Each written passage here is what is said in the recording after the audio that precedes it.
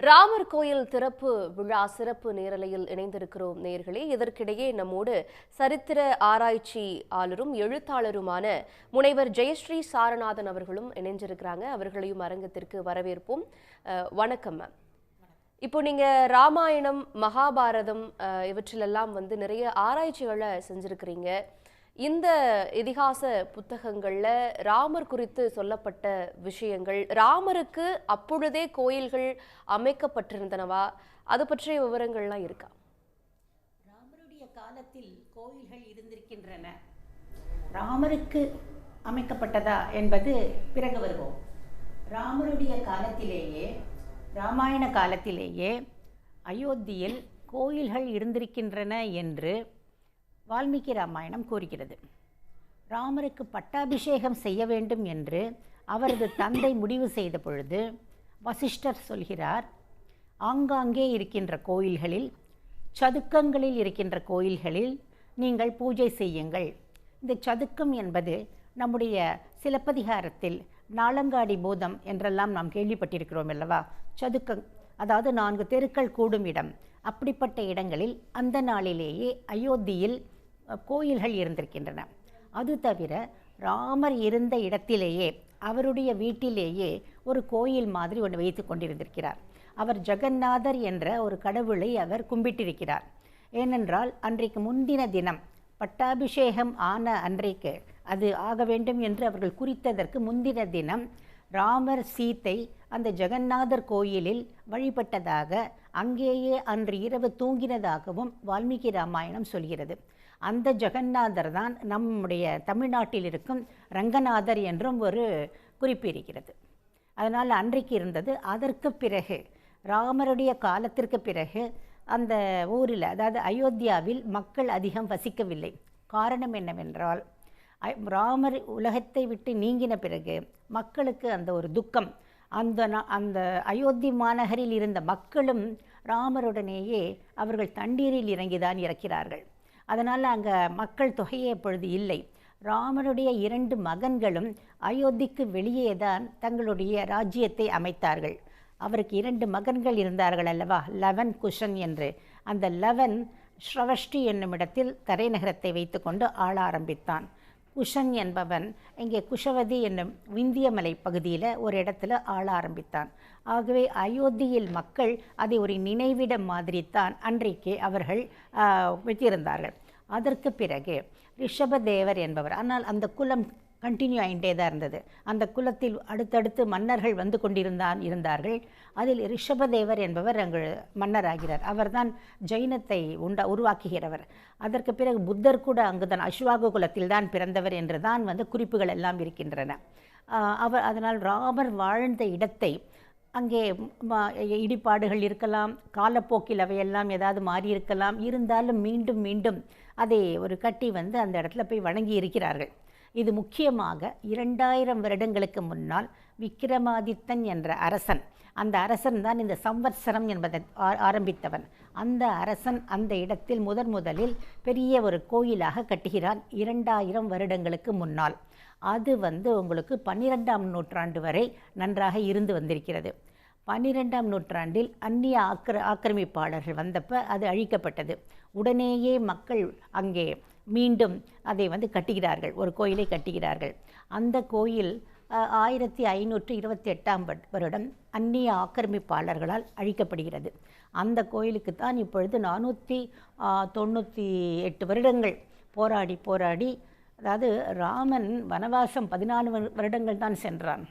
ஆனால் இப்பொழுது அந்த இடத்தில் அவர் உலகத்தை விட்டு நீங்கின பிறகும் அங்கே குடிகொண்டிருந்த ராமன் இப்பொழுது கிட்டத்தட்ட 500 வருடங்களுக்கு பிறகு வனவாசம் முடிந்து அங்கு போவது போல இருப்பதாகத்தான் மக்கள் எல்லாரும் நினைக்கிறார்கள். அந்த காலத்தில் அயோத்தியில் ராமர் பிறந்த இடத்தில் இவ்வாறு கோயில் இருந்திருந்தாலும், வெளியிடங்களிலும், குறிப்பாக தமிழ்நாட்டிலும் திருப்புல்லானி என்ற ஒரு இடம் ராமேஸ்வரத்திற்கு பக்கத்தில் இருக்கிறது. அந்த திருப்புல்லானியில்தான் ராமர் தர்பசயனத்தில் படுத்துக்கொண்டு கடலை கடக்க வேண்டும் என்று வருண பகவானை, அதாவது சமுத்திரராஜனை வேண்டிக் கொண்டிருக்கிறார்.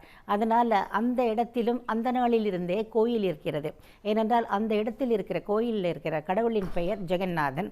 அந்த கோயிலில் ராமருடைய தந்தையாரான தசரதன் வந்து தனக்கு குழந்தை வேண்டும் என்று வேண்டிக் கொண்டதாக ஒரு வரலாறு இருக்கிறது. அப்படிப்பட்ட இடத்தில்தான் ராமன் போய் தர்பசேனத்தில் அமர்ந்து படுத்துக்கொண்டு அந்த கடலை கடக்க வேண்டும் என்று வேண்டிக் கொண்டிருக்கிறார். அவர் இருந்த இடத்தில் அந்த திருப்புல்லானி என்ற, திருப்புல் என்றால் தர்பை புல் என்ற அர்த்தம், அந்த புல் இருந்த அந்த இடத்திலேயே இப்பொழுது அவர் குடியிருக்கிறார். அதனால் பழமையான கோயில் என்று கேட்டீர்கள் என்றால் திருப்புல்லானி இருக்கிறது. அதே சமயத்தில் ராமர் வணங்கி வந்த தெய்வமான ஜெகநாதனை அவர் தன்னுடைய பட்டாபிஷேகத்தின் போது, அதாவது வனவாசம் முடிந்துவிட்டு அவர் வந்த பொழுது பட்டாபிஷேகம் நடக்கிறது. அந்த பட்டாபிஷேகத்தின் போது எல்லாருக்கும் அவர் அன்பளிப்புகள் கொடுக்கிறார். அவ்வாறு அன்பளிப்புகள் கொடுத்து முடித்த பிறகு அங்கே விபீஷணனிடம் அவர் தான் வணங்கி வந்த அந்த ஜெகநாதரை, முன்பே தான் வணங்கி வந்த அந்த ஜெகநாதரையும் கொடுக்கிறார். விபீஷணன் அதை எடுத்துக்கொண்டு இங்கே தமிழ்நாடு வழியாகத்தான் வருகிறார். அந்த காவிரியை அவர் கடக்கும் பொழுது அந்த காவிரி ஒரு மேடாக நடுவில் திருவரங்கம் இருக்கிறது. அரங்கம் என்றாலே அது வந்து நீரால் சூழப்பட்ட இடம் என்று நம்முடைய திவாகர நிகண்டு இதெல்லாம் சொல்கின்றன. அந்த இடத்துல அவர் வைத்துவிட்டு போனார் என்று அப்படி ஒரு கதை போகிறது.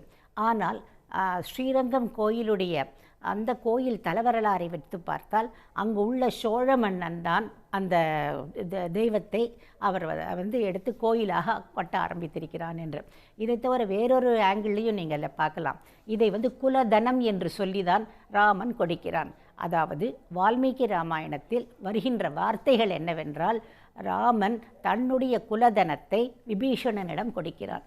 யாராவது தன்னுடைய குலதனமாக, அதுவும் அந்த தெய்வம் தான் வணங்குகின்ற குல தெய்வத்தை யாருக்கேனும் கொடுப்பார்களா? அதுவும் தன்னுடைய குடும்பத்தில் இல்லாதவர்களுக்கு, தன்னுடைய வம்சாவளியருக்கு தானே கொடுப்பார்கள். அது எப்படி விபீஷணனுக்கு கொடுத்தான் என்ற கேள்வி வருகிறது. மேலும் விபீஷணன் ராமனால் மிகவும் நல்ல நிலைக்கு வந்தவன், அவன் நாட்டை பெற்றவன். அவன் போய் எப்படி அந்த தெய்வத்தை அவனுக்குத்தான் கொடுத்திருந்தால் அந்த தெய்வத்தை எப்படி விட்டு போயிருப்பான்? எப்படியாவது மண்ணோடு மண்ணாத தூக்கின்றது, கீழே உட்காண்டிருத்துனா கூட அதை வெட்டி எடுத்தாவது அவன் போயிருப்பான் இல்லையா? அப்படி போகவில்லை. அப்பொழுதுதான் அதற்கு என்ன காரணம் என்று நாம் தேடும்போது கிடைக்கிறது. ராமனுடைய வம்சாவளியில் வந்தவர்கள் தான் சோழர்கள்.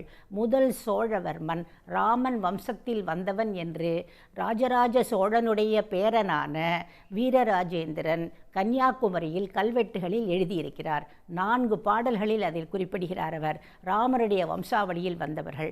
அவர் மட்டுமல்ல, ஒட்டக்கூத்தர் எழுதியுள்ள குலோத்துங்க சோழன் உலா மற்றும் ராஜராஜ சோழன் உலாவிலும் இது காணப்படுகிறது. அதனால் இது வந்து சோழர்கள் அந்த வம்சத்தில் வந்தவர்களாக இருக்கவே இந்த பட்டாபிஷேகமும் திடீரென்று தான் அது ஏற்பாடாகிறது. ஏனென்றால் அவர் வனவாசம் முடிந்து வந்த மறுநாளே பட்டாபிஷேகம். அதாவது எல்லாரையும் கூப்பிடுறதுக்கு நேரம் இல்லை. அதனால் சோழன் வந்திருக்க முடியாது. ஆனால் விபீஷணன் இந்த தமிழ்நாடு வழியாகத்தான் செல்கிறான். எனவே என்னுடைய வம்சாவளியில் வந்த சோழனுக்கு, அந்த சோழவர்மன் ராமனுக்கு 2-3 தலைமுறைகளுக்கு முன்னால் யயாதியின் வம்சத்திற்கு அப்புறம் தான் வந்திருக்கிறான். அதனால் வந்து அவனிடம் இதை அன்பளிப்பாக, என்னுடைய அன்பளிப்பாக கொடுக்கவும் என்று தன்னுடைய குலதனத்தை கொடுத்திருக்க வேண்டும் என்றுதான் ஒரு சொல்ல முடியும். இதற்கு இன்னொரு கல்வெட்டு ஆதாரமும் நான் சொல்கிறேன். இன்றைக்கு நீங்கள் ஸ்ரீரங்கம் கோயிலில் பார்த்தீர்கள் என்றால் அங்கே ஒரு அந்த வெள்ளை கோபுரத்தில் ஒரு கல்வெட்டு இருக்கிறது. அது 3ஆம் குலோத்துங்கனுடைய காலத்தில் எழுதப்பட்டது. அதில் எழுதியிருக்கிறது, இந்த குலதனமாக கிடைத்த இந்த கோயில் என்று எழுதியிருக்கிறது. அதாவது சோழர்களுக்கு குலதனமாக கிடைத்த என்ற குலதனம் என்ற வார்த்தை அதிலும் வருகிறது. அதே போல வால்மீகி ராமாயணத்திலும் தன்னுடைய குலதனத்தை, அந்த தெய்வத்தை ராமன் கொடுத்தான் என்று வரவே ஸ்ரீரங்கம் கோயிலில் இருக்கின்ற அரங்கநாதர், அவருடைய ஒரிஜினல் பேர், அதை ராமர் வந்து சொன்ன பெயர் வந்து ஜெகநாதன். அவர் இங்கே வந்த பிறகு இந்த அரங்கத்துக்கு நாதன், அந்த அரங்கம் என்பது ஒரு நீரால் சூழப்பட்ட இடம், அந்த அரங்கத்துக்கு நாதன், அதனால் அவர் அரங்கநாதன் என்று அழைக்கப்பட்டார். அந்த அரங்கநாதனை இவர்கள் குலதனமாக பெற்றிருக்கிறார்கள். அதனால்தான் விபீஷணன் அந்த அரங்கநாதனை இலங்கைக்கு எடுத்துச் செல்லவில்லை, இங்கே சோழர்களிடம் கொடுத்துவிட்டு சென்றிருக்கிறார். இவ்வாறு பார்க்கையில் அயோத்திக்கும் நம்முடைய தமிழகத்திற்கும் உள்ள மிக நெருங்கிய ஒரு தொடர்பும் தெரிகிறது. அது மட்டுமல்ல, அயோத்தியில் இக்ஷ்வாகு வம்சத்தினருக்கும் சோழ மன்னர்களும் ஒரே பரம்பரையில் வந்தவர்கள் என்ற ஒரு மரபணு தொடர்பும் இங்கே இருக்கிறது. மரபணு ஆராய்ச்சிகளில் கூட நீங்கள் பார்த்தீர்கள் என்றால் ஒரு மரபணு இருக்கிறது. R1A1 என்று சொல்வார்கள். அந்த மரபணு இந்த சோழர்கள் இருக்கின்ற தஞ்சாவூர், கும்பகோணம் இந்த பகுதியில் மிகவும் அதிகம் இருக்கிறது. அதே மரபணு இந்த வட இந்தியாவில் உத்தரப்பிரதேசம் போன்ற இடங்களிலும் இருக்கிறது. இதையெல்லாம் நாம் இணைத்து பார்க்க வேண்டும், இன்னும் தீவிரமாக நாம் ஆராய வேண்டும் என்று சொல்லுவேன். அதனால் உங்கள் கேள்வி, அப்பொழுது கோயில் இருந்தது, ராமர் கோயில் இருந்ததா? ஆமாம், ராமர் கோயில் இங்கே திருப்புல்லானியில் தமிழ்நாட்டில், அதாவது இன்றைக்கு கூட நீங்கள் பார்த்தீங்கன்னாக்கா பாரத தேசத்திலேயே தமிழ்நாட்டில் தான் அதிக கோயில்கள். அது மட்டுமல்ல, இந்த திவ்ய தேச கோயில்கள் என்று 108 கோயில், அதில் 106 கோயில் இந்த பூவுலகில் தான் இருக்கின்றன. அந்த திவ்ய தேச கோயில்களில் இந்த திருப்புல்லானியும் உண்டு. இந்த திவ்ய தேச கோயில்களிலேயே 5 கோயில்கள் ராமரை சம்பந்தப்பட்டன. இந்த 5 கோயில்களும் ராமாயண காலத்தோடு சம்பந்தப்பட்டிருக்கின்றன. உதாரணமாக இப்பொழுது நான் திருப்புல்லானியை சொன்னேன். அதே போல மேலும் 2 இருக்கின்றன. அங்கே ஜடாயு மோட்சமான இடங்கள் என்று ஆழ்வார்களே பாடியிருக்கிறார்கள். அதனால் நீங்கள் வட இந்தியாவில் ராமரை பற்றி அந்த அளவுக்கு பக்தி பரவுவதற்கு முன்னால், துளசிதாசர் போன்றவர்கள் ராம்சரித மானஸ் எழுதுவதற்கு முன்னாலேயே தமிழ்நாட்டில் பல கோயில்கள் வந்துவிட்டன. தமிழ்நாட்டில் நம்முடைய ஆழ்வார்கள் பலவிதமாக, அவர்கள் மூலமாக அந்த அளவுக்கு நமக்கு ராமாயணம் பற்றி தெரிகிறது. அதிலும் குறிப்பாக சொல்ல வேண்டுமென்றால், குலசேகர ஆழ்வார் என்பவர் இருக்கிறார். அவர் ராமருடைய சரித்திரம் முழுவதையும், அதிலும் வால்மீகி எழுதினார் போல, வால்மீகி என்ன எழுதினாரோ, வால்மீகி எழுதினதில் அதில் ராமாயணம் யுத்த காண்டத்தோடு மட்டுமல்ல, அதற்கு பிறகு வருகின்ற உத்தரகாண்டம், அதாவது சீதை உலகை விட்டு நீங்குதல், ராமர் உலகை விட்டு நீங்குதல், அதுவரையில் அத்தனையும் 10 தமிழ் பாடலில் அவர் எழுதியுள்ளார். இன்றைக்கும் நாம் படிக்கலாம், அதை தெரிந்து கொள்ளலாம். அந்த அளவுக்கு என்றோ ராமாயண காலத்திலிருந்தே, அதற்கு பிற்காலத்திலிருந்தே நம்முடைய நாட்டில் ராமருடைய பெயர், ராமர் சம்பந்தப்பட்ட விவரங்கள் எல்லாம் பரவி இருக்கின்றன என்றுதான் சொல்ல முடியும். அழகாக சரித்திர பதிவுகளை ஒப்பிட்டு, ராமாயண, மகாபாரத, இதிகாச தொடர்புகளோடு ஒப்பிட்டு பல விஷயங்களை எடுத்து வச்சிங்க. திரு மாக்கி ரமணன் அவர்களிடம் இதை இலக்கிய ஒப்புமையோடு எப்படி பொருத்தி பார்க்கலாம் அப்படின்னு கேட்க வேண்டி இருக்கிறது. இப்போ முனைவர் ஜெயஸ்ரீ அவர்கள் சொன்னது போல, பக்தி இலக்கிய காலத்தில்தான் ராமரை பற்றி அதிகமாக இப்போ துளசிதாசரோ இங்கே ஆழ்வார்களோ பாட ஆரம்பித்தார்கள் என்பதை தாண்டி, அதற்கு முன்பும் திருப்புல்லானி போன்ற இடங்கள்ல கோயில்கள் இருந்தது அப்படிங்கிறத குறிப்பிட்டிருக்கிறாங்க. அதற்கு முற்பட்ட காலம் 8ஆம் நூற்றாண்டு 10ஆம் நூற்றாண்டிற்கு முற்பட்ட காலத்துல, இந்த சங்க இலக்கிய காலத்தில் ராமர் வெறும் தொன்ம படிமமாக மட்டும் பதிவு செய்யப்படுகிறாரா? நம்ம வடவேங்கடம் தென்குமரின்னு தமிழகத்திற்கு எல்லை வரையறுக்கப்படுகிறது.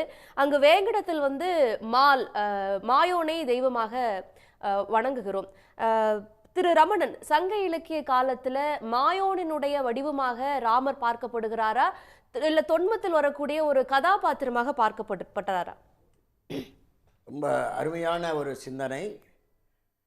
ஆழ்வார்கள் பற்றி அருமையாக அவர்கள் குறிப்பிட்டார்கள். ஆழ்வார்கள் காலம் என்பது 8ஆம் நூற்றாண்டிலிருந்து 10ஆம் நூற்றாண்டுக்குள்ளே தான். நான் இப்பொழுது சற்று பின்னோக்கி செல்லுகின்றேன். சங்க இலக்கியம், அகநானூறு, புறநானூறு, கலித்தொகை போன்ற அருமையான சங்க இலக்கியங்களில் ராமபிரானுடைய அந்த வரலாற்று செய்திகள் பதிவு செய்யப்பட்டுள்ளன. அதாவது ராமபிரானுடைய ராமாயணத்தில் என்னென்ன கதை நிகழ்வுகள் உள்ளனவோ அந்த நிகழ்வுகளை சங்க இலக்கியத்திலே பதிவு செய்யப்பட்டிருக்கிறதை நாம் காணலாம். உதாரணமாக, தனுஷ்கோடி அரிச்சல் முனையிலே பிரதமர் அவர்கள் இருந்து, தனுஷ்கோடியில் அங்கிருந்தான் சேது பாலம் கட்டப்பட்டது. இந்த அரிச்சல் முனையிலே அமர்ந்து நீராடி தியானம் செய்தார். அந்த அரிச்சல் முனை தனுஷ்கோடியில் இருக்குது. அதை அழகு தமிழில் தொன்முது கோடி என்று சங்க இலக்கியம் சொல்லுகிறது. தொன்மையானது, பழமையானது. அது கோடி ஏனென்றால், கோடி என்றால் ஒரு எல்லை என்று தமிழில் சொல்லுவாங்க. அந்த கோடியில் இருக்குன்னா அந்த முடிவில் இருக்கிறது. தொன்முது கோடி, தனுஷ்கோடி. இதை சொல்வது எது என்றால், அகநானூரில் 70வது பாடல். அதை எழுதியவர் கடுவன் மல்லனார் என்பவர். இந்த கடுவன் மல்லனார் என்ன ஒரு அற்புதமான ஒரு பாடலில் ஒரு உவமையாக ராமாயணத்தை பதிவு செய்கிறார். என்ன பதிவு என்றால், தனுஷ்கோடியில் ராமபிரான் அமர்ந்திருக்கின்றார். அந்த ராமபிரான் ஒரு ஆல மரத்தின் கீழே அமர்ந்திருக்கின்ற பொழுது தியானம் செய்வதற்காக அமர்கின்றார். பறவைகளெல்லாம் ஒலித்து கொண்டிருக்கின்றன. அந்த பறவைகளுடைய ஒலியை எல்லாம் அடக்குவதற்காக அந்த ராமன் தியானம் செய்து அமர்ந்த நிலையில் இருந்தபோது பறவைகளெல்லாம் வாய் மூடிக்கொண்டு அமர்ந்து விட்டனவாம், ஒலி எழுப்பவில்லையாம். இதை ஒரு உதாரணமாக காட்டி மிக அழகாக அந்த கடுவன் மல்லனார் அகநானூரின் அழகான 70வது பாடலில் பதிவு செய்கின்றார். இதைவிட அற்புதமான இன்னொரு தடயத்தை நான் சொல்கிறேன். புறநானூற்றிலே 378வது பாடல். இந்த 378வது இந்த அற்புதமான பாடலை ஊன் பொதி பசுங்குடையார் என்பவர் பாடியிருக்கிறார். இந்த புறநானூற்றின் 378வது பாடல் என்ன சொல்லுகிறது என்றால், அருமையான ஒரு செய்தி. ஒரு மன்னன் தன்னிடம் பாட வந்த புலவனுக்கு பொருள் கொடுப்பான், யானையை கொடுப்பான், எல்லா செல்வங்களையும் கொடுப்பான். ஆனால் என்ன ஆயிற்று? அணிகலன்களை அள்ளி கொடுத்து விட்டான். இந்த அணிகலன்களை அள்ளி கொடுத்த உடனே புலவர் அனைத்தையும் அள்ளி கொண்டு போய் வீட்டில் கொடுத்தால் ஏழ்மை, வறுமை, புலமையும் வறுமையும் அந்த காலத்தில் சேர்ந்திருந்தது அல்லவா? எனவே அந்த அணிகலன்களை அந்த சுற்றத்தாரெல்லாம் எப்படி அணிந்து கொள்வது என்றே தெரியவில்லை. காதில் அணிந்து கொள்கின்ற வளையத்தை எடுத்து விரலில் மாட்டிக்கொண்டார்கள். அதுபோல இடுப்பில் அணிய வேண்டிய ஒட்டியானத்தை எடுத்து கழுத்தில் போட்டுக்கொண்டார்கள். ஏனென்றால் அவர்கள் அந்த அணிகலன்களை பார்த்ததே இல்லை, வறுமையில் வளர்ந்தவர்கள். எனவே மன்னன் கொடுத்த அந்த அணிகலன்களை எப்படி அணிவது என்று தெரியாமல் ஒவ்வொரு அணிகலன்களையும் மாற்றி மாற்றி அணிகின்ற பொழுது அதற்கு அற்புதமான ஒரு ஓமையை புறநானூற்றிலே சொல்லுகின்றார். ராவணன் சீதையை கடத்தி செல்லுகின்ற பொழுது தன்னுடைய நகைகளை எல்லாம் வீசி எறிந்தாள் அவள். அந்த நகைகளை எல்லாம் வீசி எறிகின்ற பொழுது வழியெங்கும் அந்த நகைகள் சிதறி கிடக்கின்றன. அந்த நகைகளை எல்லாம் பிற்காலத்தில் அங்கே கிஷ்கிந்தா காண்டத்தில் அந்த குரங்குகளெல்லாம் அந்த நகைகளை பொறுக்கி கொண்டு வருகின்றன. என்ன செய்கின்றன என்றால், ஒவ்வொரு குரங்கும் அதை ஒவ்வொரு இடத்துல போட்டு பார்க்கின்றதாம். அதாவது அந்த வளையலை எப்படி அணிந்து கொள்வது என்று அதற்கு தெரியவில்லை குரங்குகளுக்கு. அதுபோல் அந்த மாலை, கழுத்தில் போடுகின்ற மாலையை எப்படி அணிவது என்று தெரியாமல் கையில் வைத்து சோற்றுகின்றனவா. இது எப்படி இருக்கிறது என்றால், புலவர்கள் வறுமையிலே கொடுத்த அணிகலன்களை அணிய முடியாமல் எப்படி தவித்தார்களோ அது எதை போல இருக்கின்றது என்றால், சீதை வீசி எறிந்த அணிகலன்களை எல்லாம் அந்த குரங்குகள் எடுத்து அணிய தெரியாமல் இருந்ததை போல என்று மிக அழகாக ஊன் பொதி பசுங்குடையார் என்ற அருமையான புலவர் 378வது அருமையான புறநானூற்று பாடலிலே பதிவு செய்திருக்கிறார். இது எதை காட்டு? இன்னும் கலித்தொகையில் இருக்கிறது.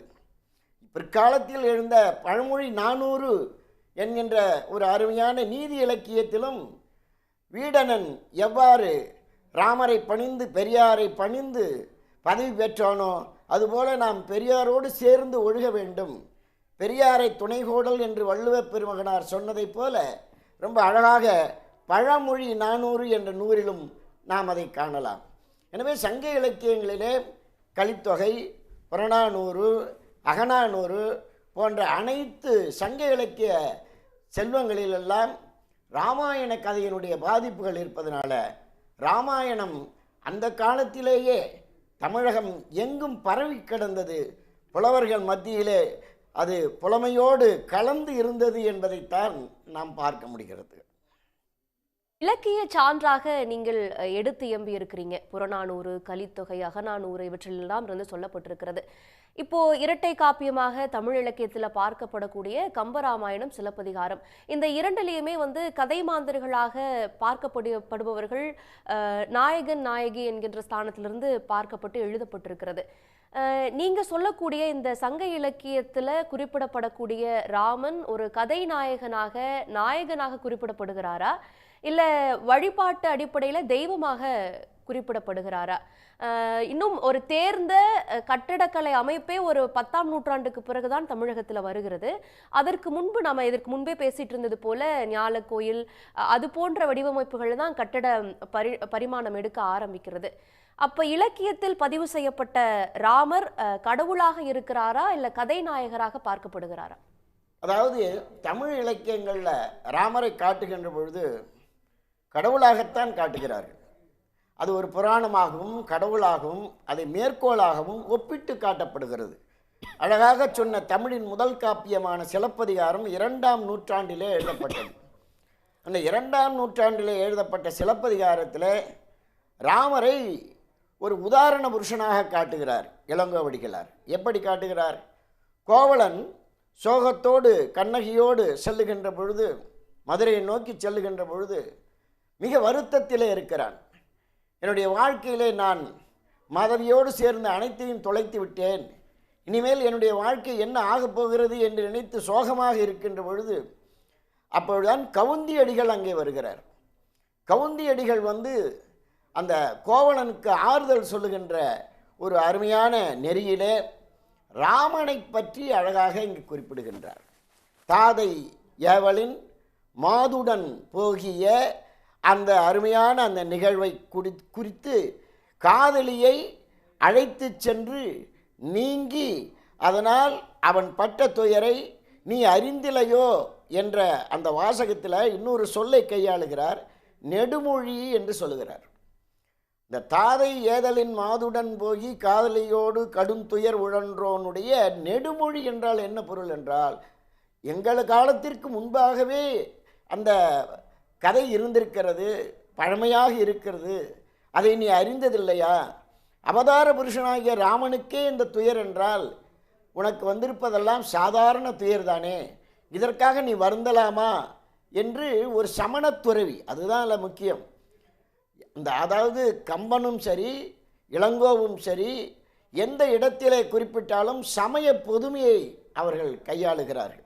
கம்பராமாயணத்தில் கூட இப்போ இந்த அயோத்தியை பற்றி சொல்லுகின்ற போது சொல்லுகிறோம், கம்பராமாயணத்தில் பாலகாண்டத்தில் சரையு நதியை பற்றி கம்பன் குறிப்பிடுகின்ற பொழுது அது எவ்வாறு பறந்து விரிந்தது என்றால் பல் சமயம் போல் பறந்து விரிந்தது என்று சொல்லுவான் கம்பன்.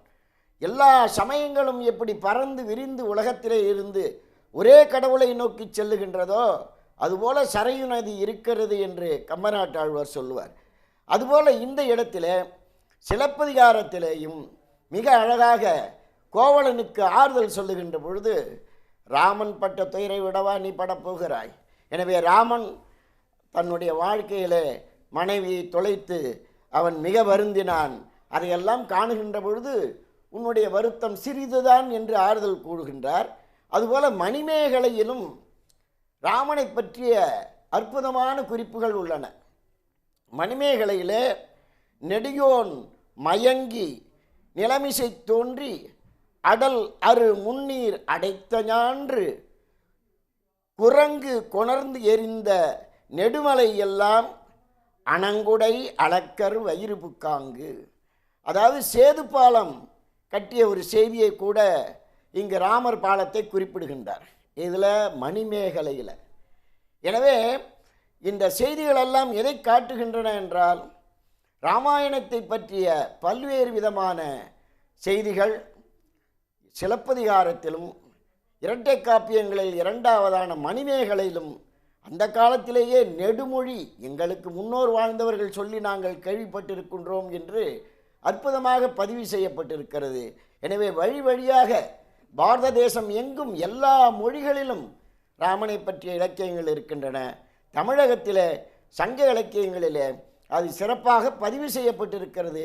ராமனை நடையில் நின்று உயர் நாயகன் என்று கம்பன் காட்டியதைப் போல நடந்து காட்டிய கடவுள் மனிதனாக வந்து 7வது அவதாரமாக வந்து நடந்து காட்டிய ஒரு பெருமகன் என்ற அளவிலே வையத்துள் வாழ்வாங்கு வாழ்பவன் வானுரையும் தெய்வத்துள் வைக்கப்படும் என்று வள்ளுவன் சொன்னதைப் போல வாழ்வாங்கு வாழ்ந்தால் நீ தெய்வ நிலைக்கு உயரலாம் என்பதை நடையில் நின்று உயர் நாயகன் என்கின்ற அருமையான குறிப்பால் கம்பன் குறிப்பிடுகின்றான்.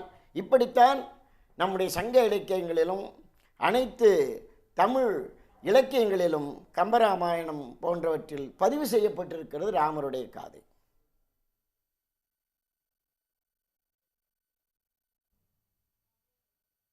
தமிழ் இலக்கிய சான்றுகளில் ராமர் பற்றிய அந்த தொன்ம படிவுகள்லாம் எங்கெங்கே இருந்ததுங்கிறத அழகாக எடுத்து சொன்னீங்க. முனைவர் ஜெயஸ்ரீ அவர்களிடம் கேட்க வேண்டிய விஷயங்கள் இருக்கின்றது. இப்போ நீங்கள் சொல்லும் பொழுது இப்போ இக்ஷவாகு ரகுகுல வம்சத்தின் தோன்றலாக பிற்பாதையில் வந்த ரிஷபதேவர் தான் முதல்ல கோயில் கட்ட ஆரம்பிக்கிறாரு. நடுவில் சரையு நதியில் ராமர் விழுந்து உயிர் நீர்த்த பிறகு அங்கிருந்து அயோத்தியை விட்டு மக்கள் நீங்குகிறார்கள். அதற்கு பிறகு வேறு பகுதியிலிருந்து லவாவும் குஷாவும் ஆட்சி செய்கிறாங்க. அதற்கு பிறகு இந்த வம்சத்தின் வழித்தோன்றல்களாக இருக்கக்கூடிய ரிஷபதேவர், அதாவது முதலாம் தீர்த்தங்கர் என்று ஜைன மதத்தில் நம்பப்படக்கூடிய அந்த ரிஷபதேவர் மீண்டும் இதை இந்த வழிபாட்டை ஆரம்பிக்கிறார் அப்படின்னு சொல்றீங்க. இப்போ சரித்திர பதிவுகளை நம்ம பார்க்கும் பொழுது மகாஜன பதங்கள் இருக்கிறது, அதுக்கப்புறம் ஆரிய வருகை இருக்கிறது, அதற்கு பிறகு வேத குறிப்புகள்லாம் இருக்கிறது. அதுல இந்திரன் கடவுளாக குறிப்பிடப்படுகிறார். பிறகு குப்தர்கள் காலத்துல தான் ரகுவம்சம் மகாவம்சம் போன்ற இலக்கிய சான்றுகள் எழுதப்படுகிறது. இதற்கிடையே அங்கு அயோத்தியிலிருந்து நமக்கு கிடைக்கப்பெறக்கூடிய நேரலை காட்சிகளை பார்க்கலாம். குடமுழுக்குக்கு தயாராகி கொண்டிருக்கிறது ராமர் கோயில் வளாகம்.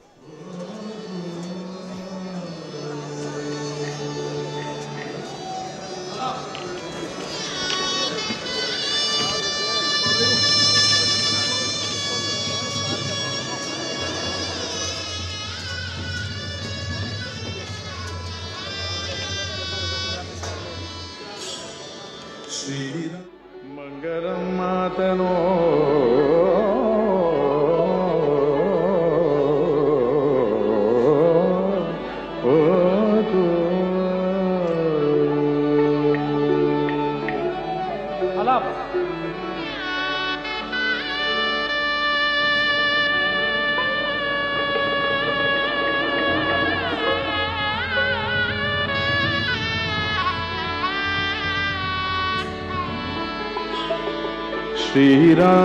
श्रीरामचंद्र कृपालो भज मन हरण भव भय दारुणो श्रीरामचंद्र कृपालो भज मन हरण भव भय दारुणो नवकंजलोचन कंच मुखकर कंच पद कर जारुणो श्रीराम श्रीराम श्रीराम श्रीराम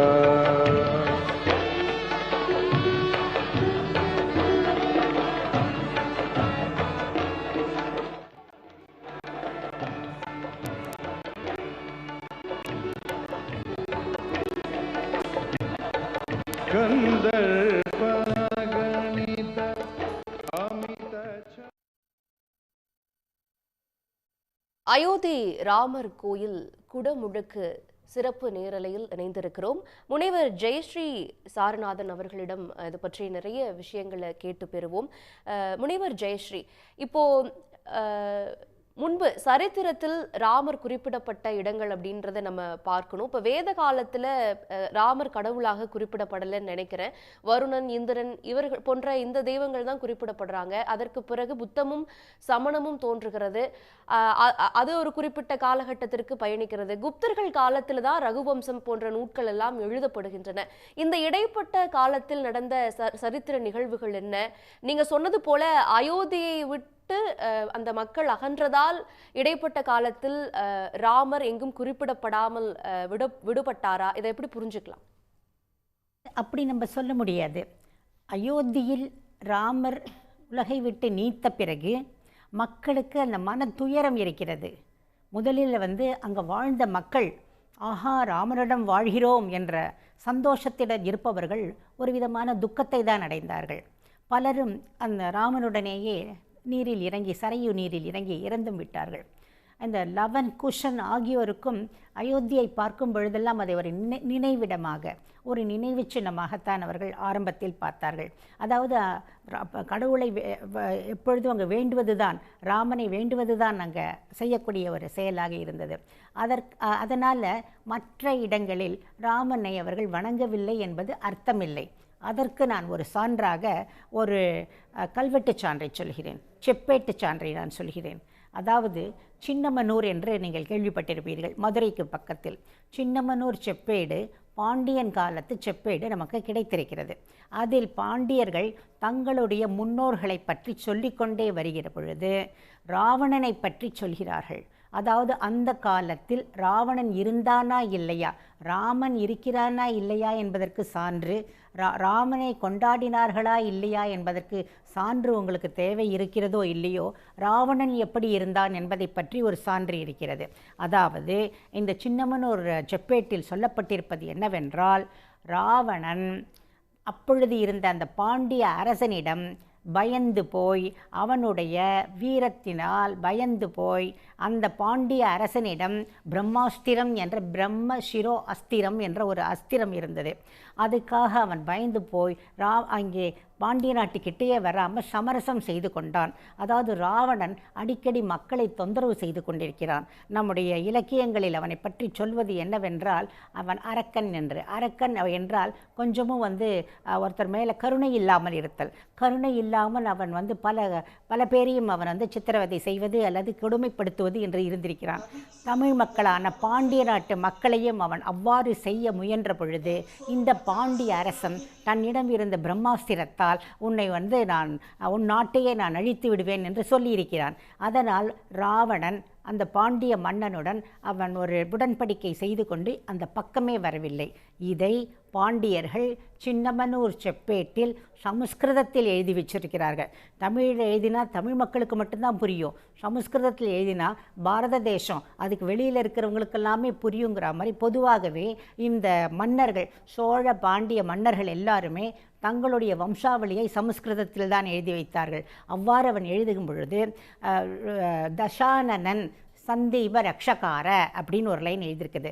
தசானனன் என்றால் 10 முகங்களை உடையவன், 10 தலையை உடைய ராவணன் என்ற அர்த்தம். அவன் இவர்களுடன் சந்தி செய்து கொண்டான், உடன்படிக்கை செய்து கொண்டான். இந்த விஷயம் இவ்வாறு எழுதியிருப்பதனால் ராவணன் அப்பொழுது இருந்திருக்கிறான்.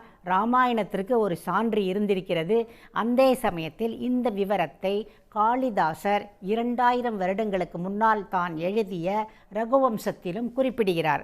அந்த ரகுவம்சத்தில் அவர் ரகு என்றால் இந்த ராமனுடைய முன்னோர், அந்த ரகு என்பவன். அதனால்தான் ரகுவம்சம் என்ற பெயர், அதனால்தான் ராகவன் என்ற பெயரும். அந்த ரகுவம்சத்தை இருக்கின்ற அரசர்களை பற்றி சொல்லி கொண்டு வரும் பொழுது ராமனுடைய தாத்தாவை பற்றி சொல்கிறார். ராமனுடைய தாத்தாவின் பெயர் அஜன்.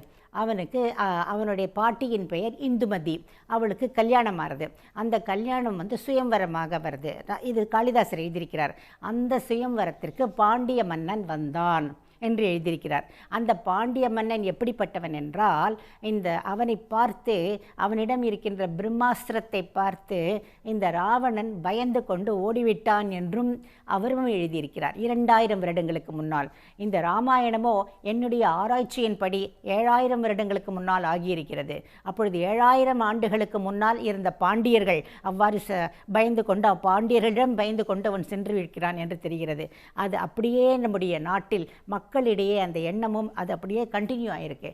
அது இங்கே காளிதாசர்லேயும் அதை இங்கே பார்க்கலாம். அப்போ ஒரு கேள்வி கேட்கலாம், நீ ராமனுடைய தாத்தாக்கு நீங்கள் சொல்கிறீங்க, அப்பப்போ எப்படி ராவணன் இருந்திருக்க முடியும் அப்படின்னு.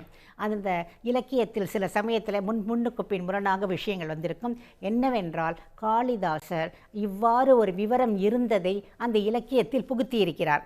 அதாவது இந்த ராவணனை குறித்து இவ்வாறு ஒரு விவரம் இருந்தது, பாண்டியனிடம் அவன் பயந்தான் என்ற விவரத்தை புகுத்தி இருக்கிறார். அதற்கு ஏற்றாற்போல நம்மிடம் சின்னமனூர் செப்பேட்டிலும் இவ்வாறாக ஒரு விவரம் கிடைக்கிறது. இந்த சான்றுகளை எல்லாம் வைத்து பார்க்கும் பொழுது அவர்கள் ராவணனை கொண்டாடவில்லை, ராமனைத்தான் கொண்டாடி இருக்கிறார்கள். ஏனென்றால் இந்த ராமனை மிகவும் கொண்டாடி இருப்பது யார் என்றால் சோழ அரசர்கள்தான். சோழ அரசர்களில் நீங்கள் பார்த்தீங்கன்னாக்கா அந்த வீரராஜேந்திரன், அதாவது ராஜராஜ சோழனுடைய பேரனான வீரராஜேந்திரன் கன்னியாகுமரி கல்வெட்டில் அதில் எழுதுகிறப்ப ராமனை பற்றி, அதாவது ஒரு மனிதன் எவ்வாறு உதாரண புருஷனாக இருக்க வேண்டும். இப்பொழுது ஐயா சொன்னார் இல்லையா, அவர் தெய்வமாக இருந்தார் என்றெல்லாம், அதைத்தான் அவர் அதிலும் சொல்கிறார். அதாவது ஒரு உதாரண புருஷன் என்றால் ஒரு அரசன் எப்படி இருக்க வேண்டுமோ அவன் அவ்வாறு இருந்தான். ஒரு மகன் எப்படி இருக்க வேண்டுமோ அவ்வாறு இருந்தான். தன்னுடைய தந்தை மாற்றான் தாய்க்கு கொடுத்த ஒரு உறுதிமொழியை இவன் நிறைவேற்றுவதற்காக காட்டுக்கு சென்றான் அல்லவா. இது யார் செய்வார்கள் உலகத்தில்? அதனால் அவன் ஒரு மகன் எப்படி இருக்க வேண்டுமோ அவ்வாறு இருந்தான். ஒரு கணவன் எப்படி இருக்க வேண்டுமோ அவ்வாறு இருந்தான். அவன் தன்னுடைய கூட பிறந்த உடன்பிறப்புகளுடன் எவ்வாறு இருக்க வேண்டுமோ அவ்வாறு இருந்தான். ரிஷிகளிடம் இப்படியெல்லாம் எழுதியிருக்கான். ரிஷிகளிடம் எவ்வாறு நடந்து கொள்ள வேண்டும், மக்களிடம் எவ்வாறு நடந்து கொள்ள வேண்டும். ஸோ இது வீரராஜேந்திரன் எழுதியிருக்கிறான் என்றால் எந்த அளவுக்கு ராமனுடைய பிம்பம், ஒரு உதாரண புருஷன் என்ற பிம்பம் மக்களுக்குடியே அங்கே இருக்கிறது. இந்த இதில் நான் ஒரே ஒன்று நம்முடைய ரமணன் ஐயா சொன்னதில் நான் ஒரு ஆட் பண்ணிக்கிறேன். என்னன்னாக்கா, அவர் அந்த குரங்கு கதை சொன்னார். புறநானூறு 378வது பாடலிலிருந்து. அதாவது அந்த குரங்குகள் எல்லாம் எப்படி அந்த நகையை மாற்றி மாற்றி போட்டுக்குமோ அதே போல் அந்த குரங்குகள் யார்? வானரங்கள். ராமாயண காலத்தில் இருந்த வானரங்கள் சீத்தை கீழே தூக்கி போட்ட நகைகளை மாற்றி மாற்றி அணிந்து கொண்டன என்ற ஒரு உவமை அந்த புறநானூற்று பாடலில் தெரிகிறது என்று அவர் சொல்கிறார் அல்லவா. இது அப்படியே வால்மீகி ராமாயணத்தில் வருது. வால்மீகி ராமாயணத்தில் சீதையை ராவணன் கடத்தி கொண்டு செல்லும் பொழுது கீழே அவர்கள் யாரோ நின்றுருக்காங்க. அவங்களுக்கு யார் கூட தெரியாது. ஒரு ரிஷ்யமுக பர்வதம் என்ற மலையின் மீது வானரர்கள் நின்று கொண்டிருக்கிறார்கள். யாரோ நிற்கிறாங்க, நம்ம அடையாளத்துக்கு நம்மளுடைய நகையை போடுவோம் அப்படின்னு போடுவதாகவும், அதை அவர்களெல்லாம் எடுத்து சேகரித்து வைத்து கொள்வதாகவும், பிறகு ராமன் வந்த பொழுது ராமன் இந்த மாதிரி என் மனைவியை தேடிக்கொண்டு வந்திருக்கிறேன், காணாமல் போய்விட்டாள் என்று சொன்னப்போ, ஓ இவங்களாக இருக்குமா, நாங்கள் பாருங்கள் யாரோ ஒரு பெண் இந்த மாதிரி தூக்கிட்டு போகிறத பார்த்தோம், இந்த நகையை பாருங்க அப்படின்னு வால்மீகி சொன்னதா வால்மீகி ராமாயணத்தில் வரும். ஆனால் இந்த விவரம் கம்பராமாயணத்தில் கிடையாது. கம்பராமாயணத்தில் சீத்தை இவ்வாறு நகைகளை தூக்கி போட்டாள் என்று சொல்ல மாட்டார். அல்லது இந்த மாதிரி அந்த வானரங்கள் நகைகளை கொண்டு வந்து காண்பித்தன என்பதையும் கம்பர் சொல்ல மாட்டார். நம்ம பல மாறுதல்களை கம்பர் செய்கிறார். ஆனால் வால்மீகி ராமாயணத்தை தான் நாம் ஏற்றுக்கொள்கிறோம். அதாவது ஏனென்றால் அது சமகாலத்தில் வால்மீகியால் எழுதப்பட்டவே, அதில் இருப்பது அனைத்தும் உண்மை.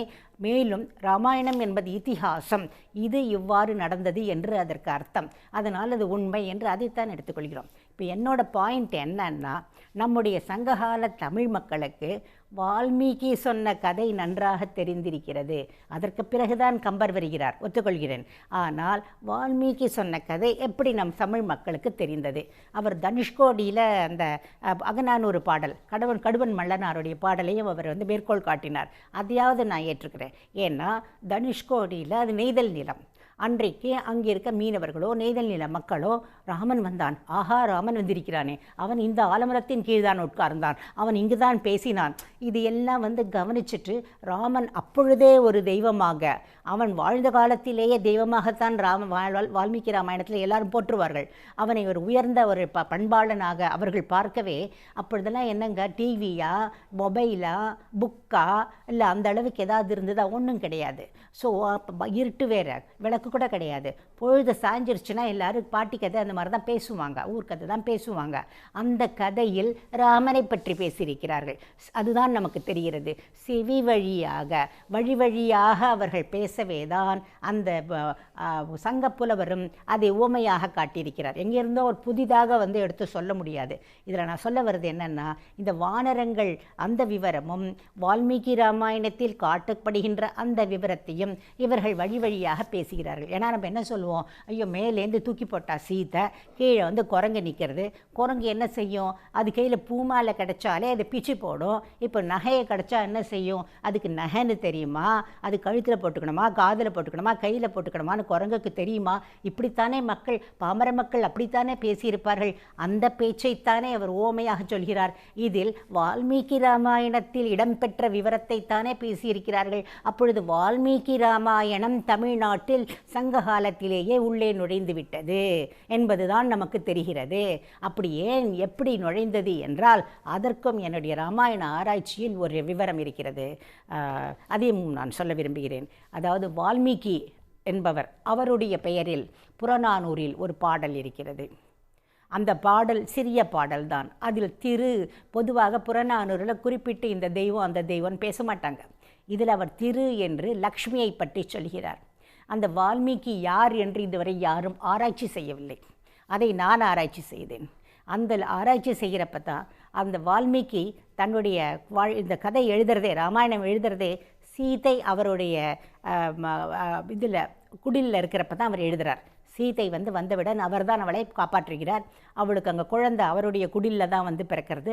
அங்கே அவளை வச்சுட்டு தான், அதனால தான் அவர் எழுதின ஒவ்வொன்றும் உண்மையாக இருக்கும். ஏன்னா ஏதாவது டவுட் இருந்தால் கூட சீதை கிட்ட கன்ஃபார்ம் பண்ணிவிட்டு அவர் எழுதியிருப்பார். அவர் அந்த அளவுக்கு சீதை மேல் அதற்கு அவர் வைத்த பெயரே, ராமாயணத்திற்கு வால்மீகி வைத்த பெயரே சீதாயாச்சரிதம் மகத், மிகவும் பெருமை மிக்க சரிதமான சீதையின் சரித்திரம் என்றுதான் அவர் சொல்லியிருப்பார். அவருக்கு அந்த சீதையின் மீது மிக மிக மிக மிக நல்ல மதிப்பு. அதனால் இந்த ஒரு பாடலை அவர்தான் தமிழில் எழுதியிருக்கக்கூடும். ஏனென்றால் வால்மீகி என்பது ஒரு யார் வேணால் வச்சுக்கக்கூடிய பெயர் இல்லை. அது ஒரு சிறப்பு பெயர். வால்மீகம் அப்படின்னாக்க இந்த இது சொல்கிறோம் இல்லைங்களா, இந்த புற்று என்ற ஒரு அந்த எறும்பு இருக்கு இல்லைங்களா, அதற்கு பேர் வல்மீகம் என்ற பெயர். இவர் அந்த தவம் செய்கிறப்ப இவரை சுற்றி புற்று கட்டி விடுகிறது. அதனால் புற்றிலிருந்து இவர் தோன்றினார் என்ற ஒரு பெயரில் வால்மீகி என்ற பெயர் வந்தது. ஸோ யாரோ நீங்களோ நானோ மற்றவர்களோ ஒரு எக்ஸ் அண்ட் ஒய் எல்லாம் வால்மீகின் பெயர் வச்சுக்க முடியாது. அவர் அவ்வாறு ஒரு புற்றிலிருந்து தோன்றவே அவருக்கு அந்த பெயர் வந்தது. அதனால் வால்மீகி என்று ஒருவர் தான் இருக்க முடியும். அவர் பெயரில் புறநானூரில் பாடல் இருக்கிறதே எப்படி, அதை நாம் மேலும் தேடும் பொழுது தெரிகிறது. நச்சினார்க்கினியர் நீங்கள் கேள்விப்பட்டிருப்பீர்கள். அவர் நம்முடைய தொல்காப்பியத்திற்கும் பல நூல்களுக்கும் அவர் உரை எழுதினவர். ஒரு 8ஆம் நூற்றாண்டிலிருந்து 12ஆம் நூற்றாண்டுக்குள் அவர் வாழ்ந்திருக்க வேண்டும் என்று வேறு விதமான ஆராய்ச்சிகளும் இருக்கின்றன. அவர் அதில் தொல்காப்பிய உரையை பற்றி சொல்லும் பொழுது அவர் ஒரு வார்த்தை சொல்கிறார். அதாவது தொல்காப்பியத்தில் அதாவது இந்த படிப்பு, அந்த படிப்பு என்னெல்லாம் அப்படின்னு வரப்ப கிராமர், அதாவது இலக்கணம் படித்தார்கள் நம்முடைய தமிழ் மக்கள். இலக்கணம் கற்றுவிக்கப்பட்டது. அந்த இலக்கணம் யார் எழுதின இலக்கணம் என்றும் அவர் சொல்கிறார். அப்படி சொல்லும் பொழுது வால்மீகனார், தமிழில் வால்மீகனாரும் கௌதமனாரும் மார்க்கண்டேயரும் அகத்தியரும் எழுதிய இந்த இலக்கண நூல்களெல்லாம் என்று அவர் எங்கேயும் வால்மீகியை சொல்கிறார். இதனால் வால்மீகிக்கும் தமிழ்நாட்டிற்கும் தொடர்பு இருந்திருக்கிறது. வால்மீகி தமிழில் இலக்கியத்தை படைத்திருக்கிறார். அவர் புறநானூற்றிலும் எழுதியிருக்கிறார் என்பது ஒரு மிகப்பெரிய ஒரு சான்றாக இருக்கிறது. அது மட்டுமல்ல, திருவான்மியூர் பாருங்கள், அதனுடைய ஸ்தலபுராணத்தில் நீங்கள் பார்த்தீர்கள் என்றால் அந்த மருந்தீஸ்வரர் அந்த கோயிலுக்கு ஆதியில் அவர் வந்திருக்கிறார். நீங்கள் நினைக்கலாம் அப்பொழுதெல்லாம் எப்படி கோயில் இருந்திருக்கும்ன்று. அன்றைக்கெல்லாம் பார்த்தீங்கன்னா வெறும 2 குச்சி வச்சு மேலே, இப்போ சமீப காலம் வரை எப்படி ராமர் இந்த ராம ஜென்மபூமியில் இருந்தார், 4 குச்சி வச்சு மேலே தார்பாலின் போட்ட மாதிரி, அப்பொழுது வெறும் ஒரு குடிசை மாதிரி தான் அந்த நாளெல்லாம் கோயில் வச்சாங்க. உங்களுக்கு பார்த்தீங்கன்னா சங்க பாடல்கள்லேயே ஒரு மரத்தின் கீழும் அங்கே அருகில் சரித்திரத்திலிருந்து சொல்லிட்டு இருக்கீங்க. உடனுக்குடன் செய்திகளை தெரிந்து கொள்ள சன் நியூஸ் பெல் ஐகானை கிளிக் பண்ணுங்க.